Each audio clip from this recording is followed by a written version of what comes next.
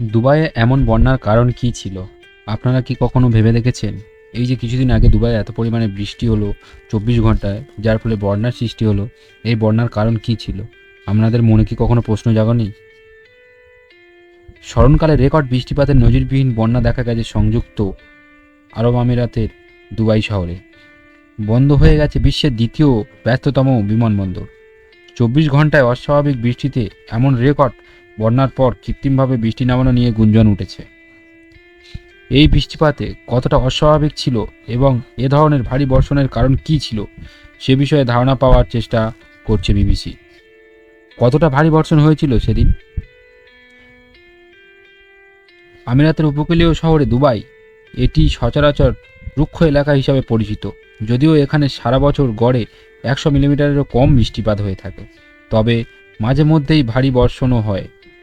Dubai থেকে ১০০ kilometre দূরে অবস্থিত আলাইন শহর, ২৪ ঘন্টায় ২৫৬ মিলিমিটার বৃষ্টিপাত রেকর্ড করা হয়েছে এই শহরে। উপসাগরীয় অঞ্চলে বৃষ্টিপাতের ধরন নিয়ে ইংল্যান্ডের ইউনিভার্সিটি অব রিডিংয়ের আবহাওয়াবিদ মার্টিন আম্বাউম বলেন, বিশ্বের এই অংশটি সাধারণত দীর্ঘদিন বৃষ্টিহীন থাকে, তবে অনিয়মিত ভারী বৃষ্টি হয়ে থাকে। এরপরেও এটা ছিল সবচেয়ে বিরল বৃষ্টিপাতের ঘটনা। জলবায়ু পরিবর্তনের কী ভূমিকা রেখেছিল? এই বৃষ্টিপাতের ক্ষেত্রে জলবায়ু পরিবর্তন কতটা ভূমিকা রেখেছিল এখনই তা সুনির্দিষ্ট করে বলা সম্ভব নয়। এজন্য প্রকৃতি ও মানবসৃষ্ট বিষয়গুলোর পূর্ণ বৈজ্ঞানিক বিশ্লেষণের প্রয়োজন রয়েছে। এজন্য কয়েক মাস সময়ও লাগতে পারে। তবে যেভাবে জলবায়ু পরিবর্তন হচ্ছে তার সঙ্গে এই রেকর্ড পরিবর্তনের বৃষ্টিপাতের সম্পর্ক আছে। সাধারণত তুলনামূলক বেশি উষ্ণ বাতাস অধিক পরিমাণে আর্দ্রতা ধরে রাখতে পারে। প্রতি ডিগ্রি সেলসিয়াস তাপমাত্রায় অতিরিক্ত প্রায় ৭% আর্দ্রতা ধরে রাখতে পারে, যা বৃষ্টির তীব্রতাকে বাড়াতে পারে আর ২ গুণ।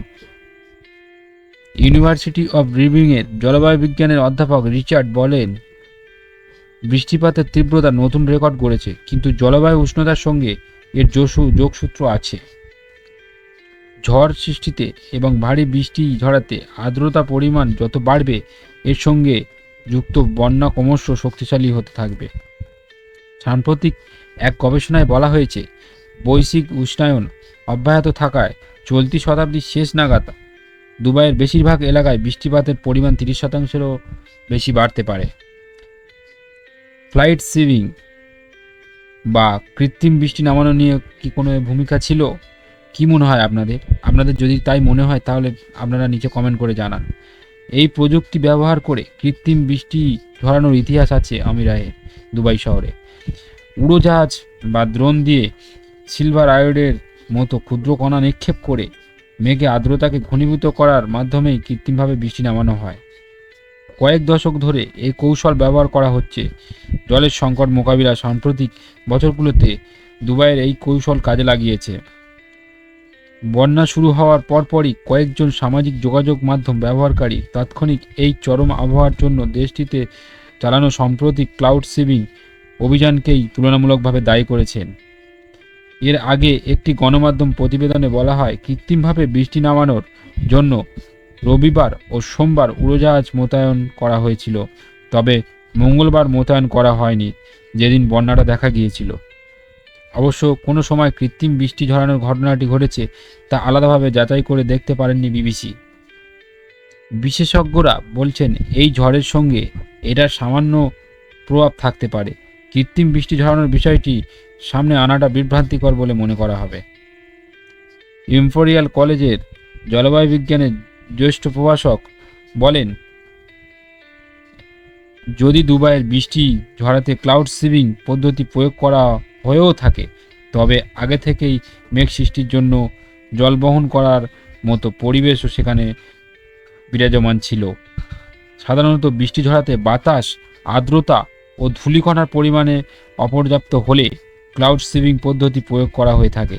কিন্তু গত সপ্তাহে উপসাগরীয় অঞ্চল জুড়ে বড় ধরনের বন্যার ঝুঁকির বিষয়ে আবহাওয়ার পূর্বাভাসে সতর্ক করা হয়েছিল। বিবিসি আবহাওয়ার ম্যাট টেলর বলেন, চরমাবন্ন আবহাওয়ার বিশেষ আগে থেকেই পূর্বাভাস দেওয়া হয়েছিল এ ঘটনার আগে কম্পিউটার মডেল 24 ঘন্টায় 1 বছরের সমান বৃষ্টিপাতের ভবিষ্যৎবাণীও করেছিল। ম্যাট টেলর বলেন, আমি যদি শুধু ক্লাউড সিডিং থেকে প্রত্যাশা করেও থাকি, এর প্রভাবে তার চেয়েও অনেক বিস্তৃত বেশি বৃষ্টিপাত হয়েছে।